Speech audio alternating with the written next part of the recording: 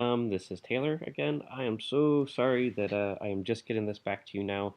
I had a pretty horrible week last week with some bad migraine headaches. Anytime I look at any kind of a screen, whether it be my phone, TV, or even go outside to bright sunlight, I get really sick again.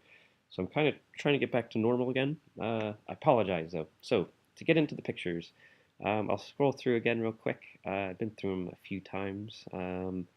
Looks like you went to some pretty cool places. Looks like Antelope Canyon, I believe. Maybe one of the slot canyons. Could be wrong though. I haven't been there quite yet. Then yeah, the Grand Canyons.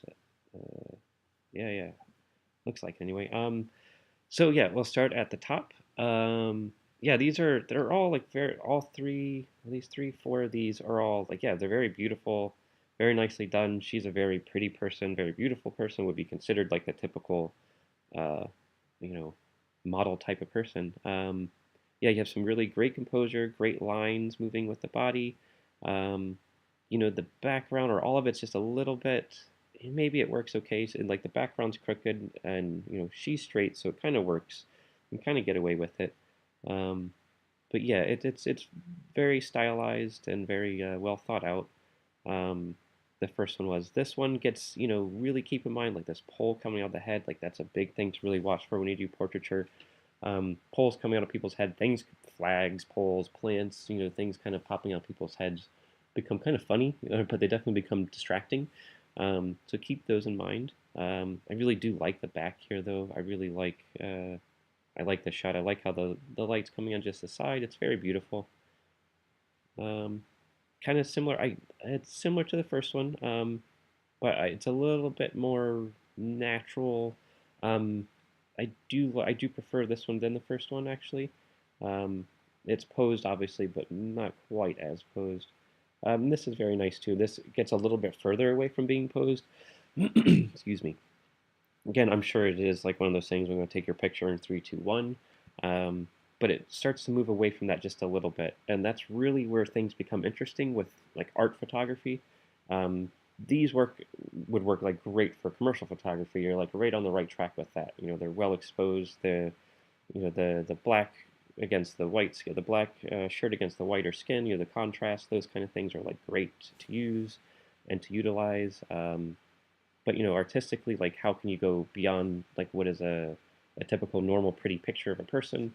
Like I would look into a photographer named Diane Arbus, or she pronounced it Diane Arbus, and she photographed things that weren't the normal person. She started out photographing and did a lot of fashion photography, but on her side, her fine art was what she called photographing freaks, and photographing abnormal people is what she would refer to them as. And it was just a very interesting source of tension. And that's really what fine art starts to become as and differ from commercial, where this could be an ad for this jean company or this watch.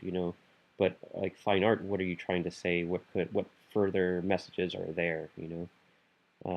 Yeah, yeah, these are great though too. I enjoy people out in spaces and being out in the landscape and that kind of thing.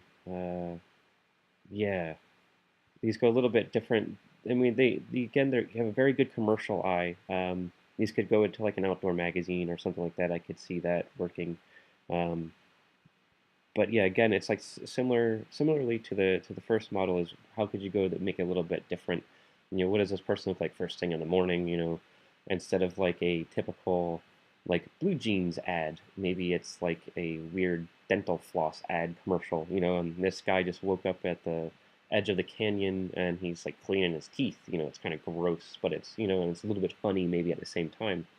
So photography can operate in kind of a weird, abstract, powerful way. It can operate in this humorous way. It can operate in just a pure visual way. And these start to think of like exploration for me, especially this one does. Um, Watch this is tough. I know it's so bright out there. Watch that if you can. Usually, what I do technically, or when I'm photographing like scenes like this, is I try to make sure you're shooting camera raw. Number one, and then with this kind of thing, I expose more for the highlights, knowing that with the shadows it's going to be really dark everywhere else. But knowing if I'm shooting in camera raw, once I'm in Lightroom or another photo editing software, I can open up the shadows and they will look normal. and the highlights here will be normal as well. But if I photograph it so everything's exposed normally, then you're just going to lose all the, like, this is going to get blown out basically. And then you get this artifact that's bending around right here. This is called fringing. So you get this like purple light that's kind of coming and it's not natural. Which all that can be taken care of in Lightroom as well.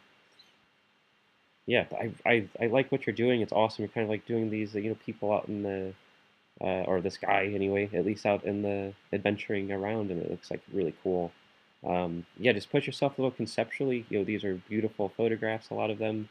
Um, just what could be the edginess, what could be not so beautiful, what could be, where's the rub in it, If everything in life is so easy, then it's kind of like a little bit boring. And same thing with photography. If everything is just a beautiful photograph, then it becomes, well, it's interesting, but where's the extra layer? So that's what I encourage you to do, is kind of search for that extra layer. If you have any questions, definitely feel free to email me.